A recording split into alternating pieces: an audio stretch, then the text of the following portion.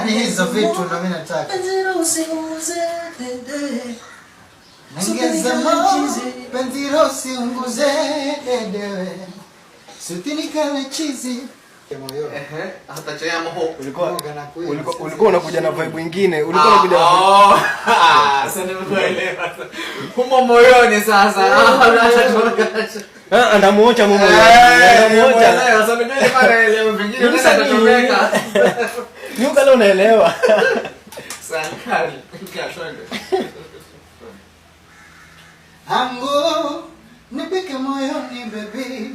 Aya mimi ni mo angoja.